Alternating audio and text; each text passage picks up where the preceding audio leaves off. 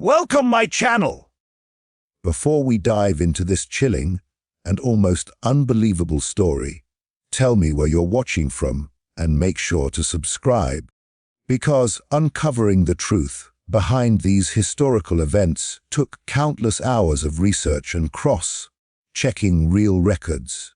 Tonight's story is about a 15-year-old whose courage, skill, and desperation turned him into a legend. A boy who allegedly killed 29 slave catchers and then disappeared without a trace, leaving a trail of fear and mystery that still haunts history books. The story begins with a boy no older than 15, born into a world where every day was a fight for survival. His early life was marked by the relentless brutality of slavery, a system designed to break the body and crush the spirit. From the moment he could walk, he witnessed violence and cruelty, overseers wielding whips, guards punishing the smallest mistakes, families torn apart by sales and forced labor.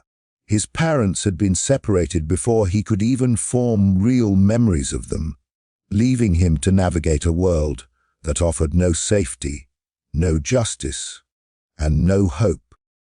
Despite his youth, he learned quickly. The plantation was a school of survival, teaching him to read not only the land, but the intentions of those around him.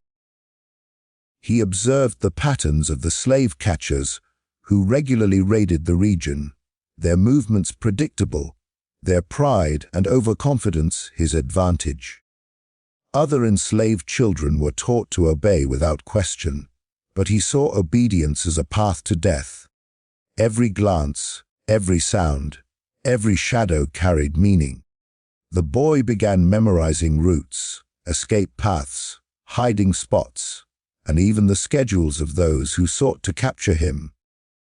There was also a sharpened awareness that came from necessity. He learned to move silently, to blend into the forest and the fields, to vanish in plain sight. While other children might have played, he spent hours practicing strategies for evasion, hiding under the roots of trees, crawling through underbrush, and using the terrain to his advantage. His mind became as honed as his body, building an intuition that could predict a pursuer's actions before they even acted. Despite living in fear every day, the boy developed a reputation among the enslaved community for cleverness and daring. Older slaves whispered stories of his small size hiding lethal skill, of his ability to disappear and reappear where no one expected him. Some began to see him as a symbol of hope, a small spark of resistance in a system designed to snuff out all light. Even in this environment of terror, he cultivated the audacity and courage that would later define his legend, the audacity to fight back when all others could only run or submit. What made him extraordinary was not just his ability to survive, but the keen intelligence with which he understood the world. He knew the slave catchers relied on fear and assumption, and he learned to weaponize that. He anticipated their moves, observed their weaknesses, and planned his actions with a precision that belied his age.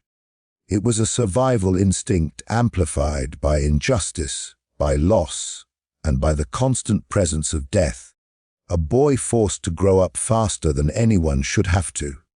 By the time the first attack happened, this 15-year-old was already a master of evasion, stealth, and strategy. He understood the stakes of every decision, the weight of every choice. This was a child whose childhood had been stolen, replaced with a survivalist mind capable of outthinking and outmaneuvering adults. And while his age might have led outsiders to underestimate him, he was already proving that intelligence, courage, and desperation could become a weapon as lethal as any blade. This background, the harsh realities, the careful observation, and the meticulous honing of his skills set the stage for the shocking events that followed. He was no ordinary boy. He was a product of a cruel world, forced into extraordinary measures by circumstance. And it was this preparation, this combination of innate courage and hard-earned skill, that allowed him to challenge the slave catchers in ways history would never forget. The boy's first acts of resistance began quietly, almost imperceptibly. No one could have imagined that a child of 15, still carrying the weight of adolescence in his small frame, would develop the audacity to challenge those who had terrorized generations. It started with near misses, encounters where slave catchers came into the fields, demanding the capture of escapees, and the boy would vanish before anyone could notice. At first, it was a matter of instinct, an urgent reaction to danger. He had memorized the layout of the land around his plantation like the back of his hand, each hollow tree, each cluster of rocks, each stream that could mask his scent. These natural features became his allies, giving him an edge against men trained to track others for a living. His first escapes were not acts of violence but of cunning. He would hide beneath wagon beds, slip through shadows cast by fences, or move silently through the tall grasses, watching as the slave catchers passed mere yards away without noticing him. Each success taught him something new: how men behaved under pressure, how they spoke to one another, what patterns they followed, and how their overconfidence could be turned against them.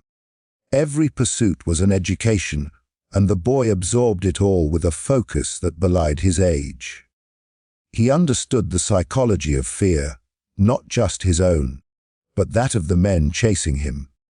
They expected him to panic, to falter, to run straight into their grasp. Instead, he studied them, anticipated their reactions, and used that knowledge to slip away time and time again. Soon, his escapes became bolder. He didn't just flee. He began to manipulate the environment to his advantage. He would leave false trails to mislead the men, breaking branches or dragging objects to create the illusion of movement in one direction while he moved silently in another. On some occasions, he would wait until the slave catchers were distracted by minor pursuits, then silently retrieve supplies, like food or water, essential for his survival. He even learned to read the weather, predicting rain that could mask his tracks or fog that could obscure his movement. This combination of intelligence, observation, and improvisation elevated him from a mere fugitive to a master of evasion. But it wasn't long before these near escapes turned into something far more dangerous. The boy's first direct confrontation with a slave catcher was terrifying and transformative. One man, overconfident in his ability to subdue a child, cornered him near a wooded ravine. Most would have frozen in fear, but the boy, calculating every move, acted with precision. He used his small size to slip under the man's grasp, and in the scuffle, he seized a sharp rock from the ground, the only weapon within reach, and struck. The man stumbled, momentarily stunned, giving the boy the chance to escape once more. This small act of defiance marked a turning point. The boy realized that his skill, combined with his cunning, could do more than just protect him. It could strike fear into the very men who believed themselves untouchable. Word of his resistance spread quickly among other enslaved people. They whispered stories of a child who could vanish into thin air, a boy who seemed to understand danger better than anyone else. For the enslaved community, he became a symbol of hope, a reminder that even in the darkest oppression, defiance was possible. These early confrontations, though minor compared to what would follow, demonstrated the extraordinary combination of courage, intelligence, and necessity that defined him. Every narrow escape built his confidence and honed his skills further. By the time the first series of deadly encounters occurred, the boy was no longer just surviving, he was preparing. Each pursuit sharpened his instincts, each encounter revealed weaknesses in his pursuers, and each brush with death solidified his determination.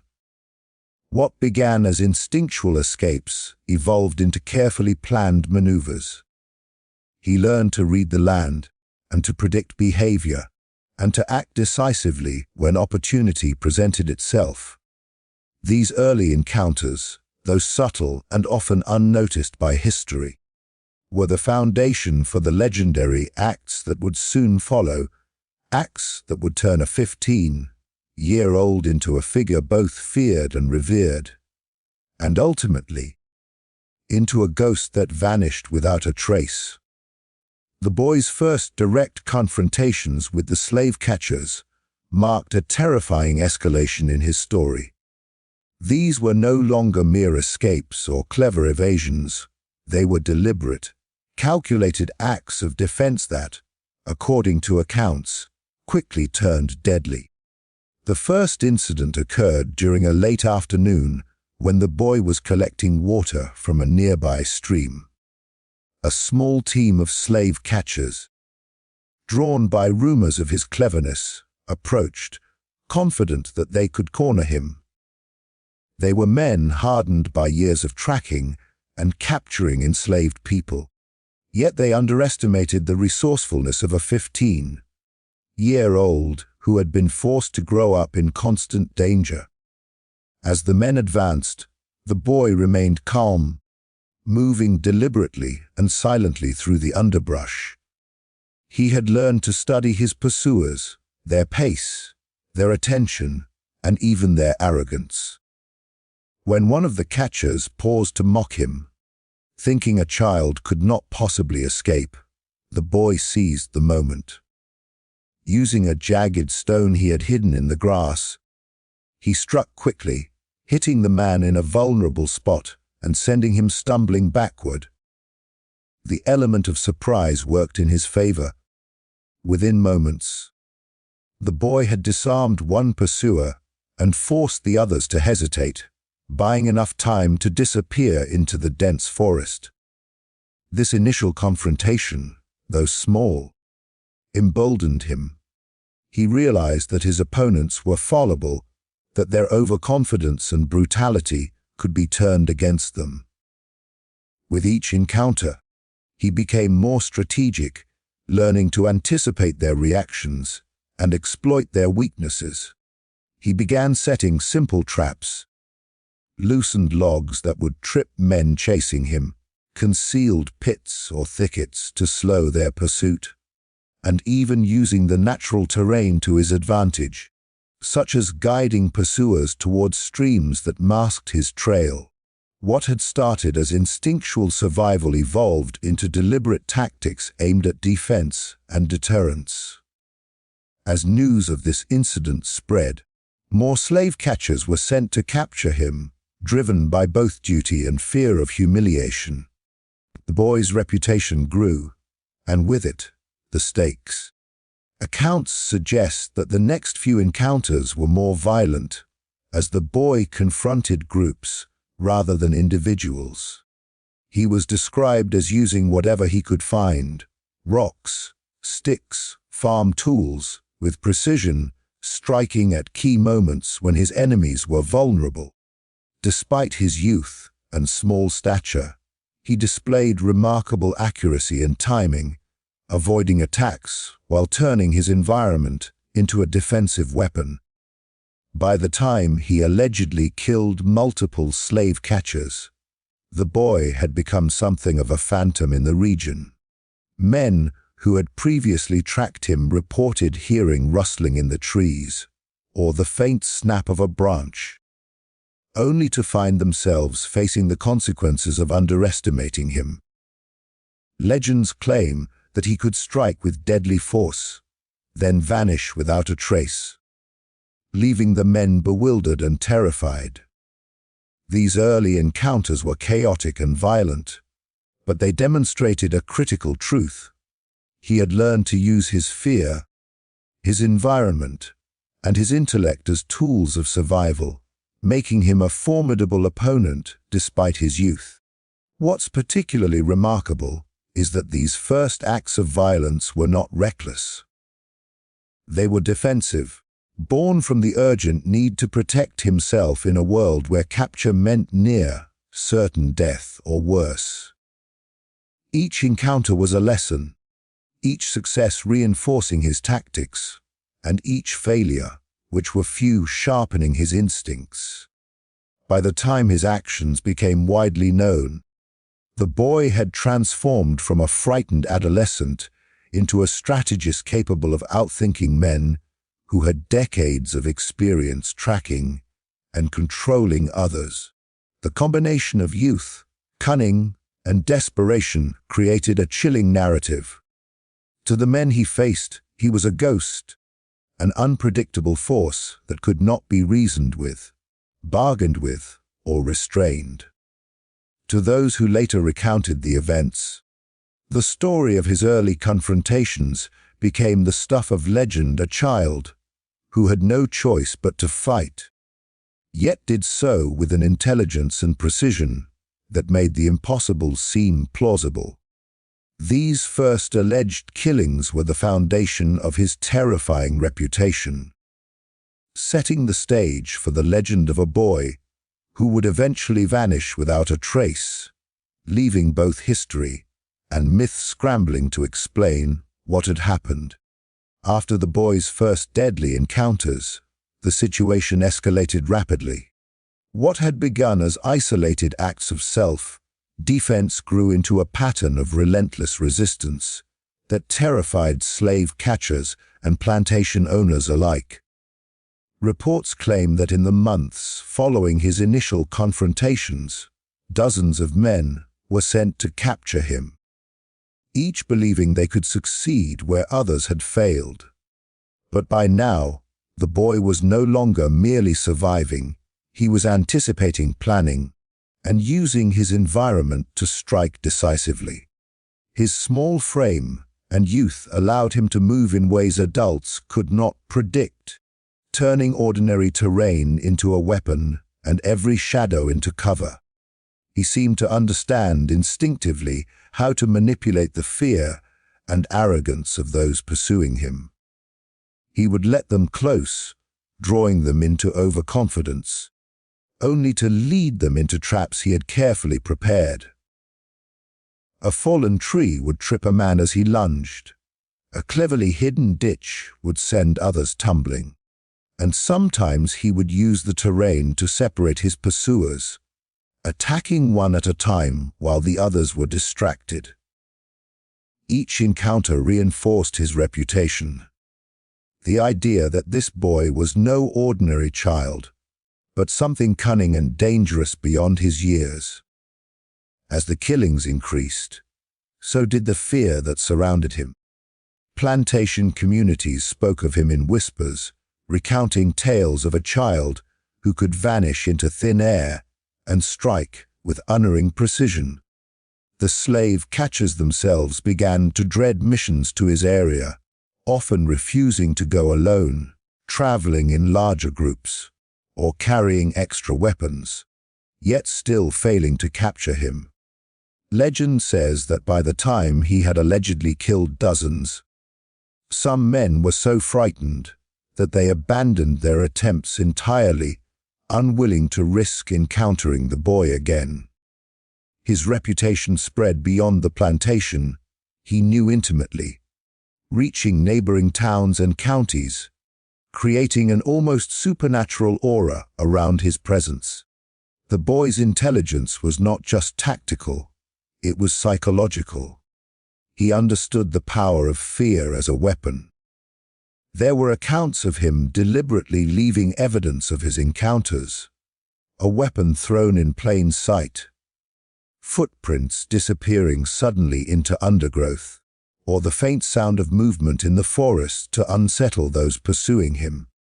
These acts, subtle yet deliberate, created panic among slave catchers, making them guess their every move. Men who had faced him often described being watched by unseen eyes, feeling an impossible stillness, as if he could predict their next step before they even took it. Yet his actions were not purely offensive. They were survival. The boy's primary goal was to escape, to live another day in a world that offered him no mercy. Each strike was carefully measured, each attack precise and calculated to disable or neutralize, rather than recklessly endanger him. Some accounts suggest he even spared lives at times, letting a pursuer escape after a warning, reinforcing the idea that he wasn't a killer for the sake of killing. He was fighting for his life and his freedom. The scale of his alleged actions created a climate of terror. Plantation owners grew paranoid, locking gates, posting guards, and reinforcing patrols. But nothing seemed effective. The boy's knowledge of the land, combined with his agility and quick thinking, made him a ghost that could not be pinned down. The fact that he was only 15 made his feats all the more astonishing. A teenager outsmarting trained adult hunters, exploiting every weakness, and surviving against overwhelming odds. By the end of this period, his legend was firmly established. He was no longer just a boy. He had become a symbol of defiance, a phantom who existed in both fact and folklore. The idea that a child could kill dozens of slave catchers, then disappear into the forest without a trace, terrified the enslavers and inspired the oppressed. His story spread from plantation to plantation, growing with each retelling, until he was a figure that straddled the line between history and myth. Even today, historians and storytellers debate the accuracy of the accounts. Whether every detail is true or exaggerated, the essence of the story remains powerful. A 15-year-old boy, forced into a life of constant danger, responded with a combination of intelligence, courage, and skill that defied all expectations. His actions were not only about survival, but about reclaiming control in a world designed to strip him of agency. And while his story ends with disappearance, the terror he inspired and the legend he left behind continued to haunt those who sought to enslave him.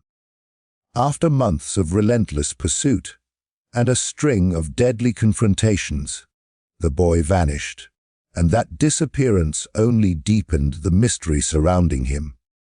Accounts suggest that he simply disappeared one night, leaving behind the forests, the fields, and the plantations that had been his battleground. No trace of him was ever found. The slave catchers who had chased him for weeks returned empty-handed, exhausted, and haunted, their confidence shattered. They spoke in hushed tones of a child who could not be caught, a phantom that appeared and disappeared at will.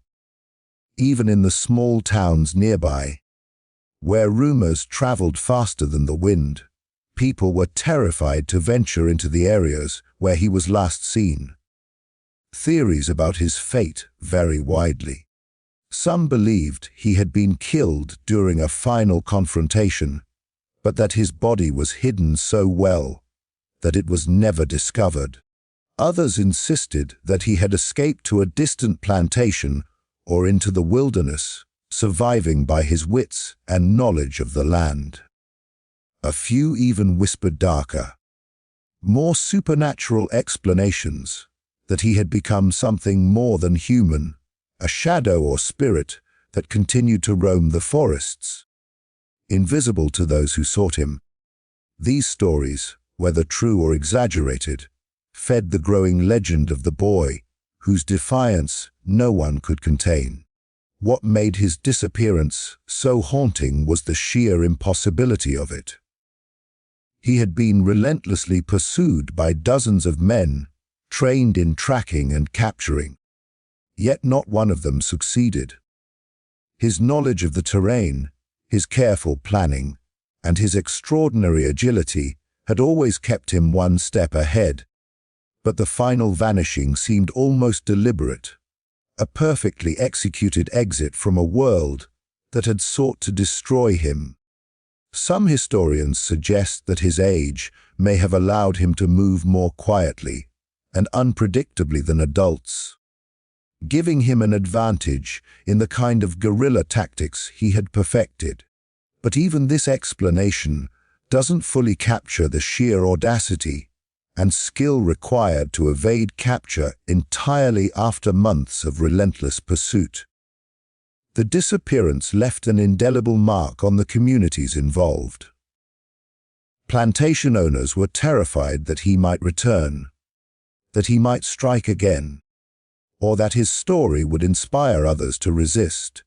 Slave catchers became increasingly cautious and paranoid, haunted by the fear of a child who could outthink and outmaneuver them at every turn. Among the enslaved, the boy became a figure of hope and admiration, a symbol of resistance that no one could fully comprehend. Children whispered about him in the fields, telling tales of the boy who fought back and then vanished into the night. Adults spoke of him as a living warning that courage, intelligence, and desperation could overcome even the most brutal systems. Some oral histories suggest that the boy did not simply disappear, but intentionally erased his tracks, moving from one region to another, blending in with sympathetic communities, and living quietly in secret. In these versions of the story, he survived, carrying with him the lessons and scars of his youth. Others claim he may have taken refuge in hidden networks of people who opposed slavery, possibly reaching freedom in the North. The fact that no definitive record exists of his fate only adds to the aura of mystery and legend. Over time, as years turned into decades, his disappearance became central to the myth that surrounded him. People who had never seen him personally spoke of him as though he were a force of nature rather than a human child, unstoppable, untouchable, and eternal in memory. Even today, stories of a young, barefoot boy who could vanish at will, strike with lethal precision, and evade capture circulate in the regions where he was active. He has become both a historical figure and a ghost story, blending the line between reality and legend. Ultimately, the boy's vanishing is as significant as the acts he committed. It cemented his reputation as a figure who defied the impossible, not just surviving against overwhelming odds, but also removing himself entirely from the grasp of those who would have controlled or destroyed him. His disappearance is a reminder that sometimes the most powerful resistance comes not only from the acts of courage we witness, but from the mysteries we are never able to fully unravel. It's a story that challenges our understanding of youth, strategy, and the human will to survive, a true horror, not just in the deaths he allegedly caused, but in the fear, respect, and legend he left behind when he walked out of sight and was never seen again. Even after the boy vanished, his legend did not fade. It only grew stronger. In the months and years that followed, his story became a whispered warning, a tale told around fires and in hushed conversations in the very communities where he had once lived. Plantation owners spoke of him with fear and frustration, haunted by the knowledge that this small child had defied their authority, struck down their men, and disappeared without a trace. For many, the boy became the embodiment of the terror that enslaved people could inspire when driven to desperation. He was no longer simply a historical figure. He had become a symbol, a story used to caution and, in some ways, to inspire. Among the enslaved, his tale took on a different tone. They told stories of a child who had outsmarted men who were far older, far stronger, and far more experienced. To them, he was a spark of hope, proof that the impossible could happen. Parents told their children about his bravery and cunning, teaching lessons about survival, courage, and the power of intelligence. The legend grew with each retelling, evolving into an almost mythic figure, a young boy who could strike decisively, disappear without warning, and leave fear in his wake. These stories were a source of quiet resistance, reinforcing the idea that even the youngest, smallest, or seemingly weakest individuals could challenge the most oppressive systems. For those who had been slave catchers or overseers, the boy became a name spoken in fear.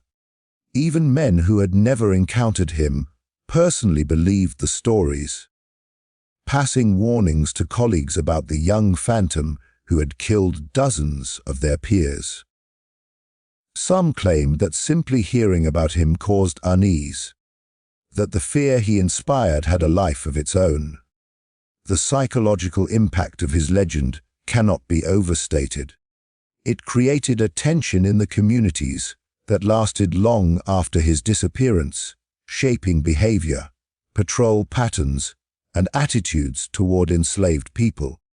The story of a child who could outthink and outfight adults became a permanent shadow over the region. Over time, the legend blended with folklore, turning into tales that were almost impossible to verify. Some said that he reappeared occasionally, a spectral figure moving through the forests, watching silently.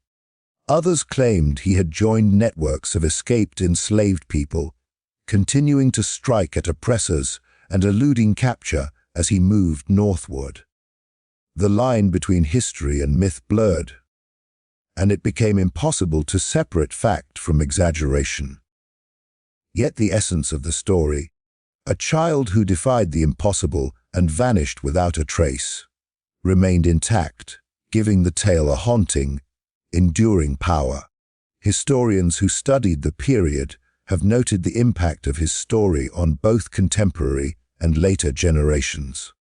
For some, it was a cautionary tale about the dangers of underestimating the oppressed. For others, it became a source of inspiration, a story that demonstrated courage, ingenuity, and the human will to survive even in the face of overwhelming cruelty. Folklorists point out that stories like this persist because they combine elements of historical truth with the narrative power of legend. A young person achieving the impossible, outsmarting adults, and escaping into mystery. In this sense, the boy's impact extended far beyond the immediate events, influencing the cultural memory of the region for generations. Even today, locals in the areas where the story took place sometimes speak of a mysterious boy who moves through the woods or fields, a symbol of resistance and intelligence that transcends time. The narrative serves as a reminder that courage and cunning are not bound by age, and that the human spirit can challenge systems that seem unbreakable. It is this combination of historical fact, mystery, and enduring legend that makes his story so compelling, haunting, and unforgettable. The boy's legacy lies not just in the acts he allegedly committed, but in the fear and respect he inspired, in the stories told by both the oppressed and the oppressors, and in the enduring question of what became of him. Was he a fleeting ghost of rebellion, or a real child whose brilliance allowed him to escape the reach of those who sought to control him? The uncertainty only heightens the story's power, leaving it suspended between history and legend, terrifying and inspiring in equal measure. In the end, the 15-year-old who killed 29 slave catchers and vanished remains a figure that continues to challenge our understanding of courage, strategy, and survival. His story is a reminder that history sometimes leaves us with more questions than answers, and that the smallest and youngest among us can leave the deepest marks, both on the people who witnessed their deeds and on the memory of generations yet to come.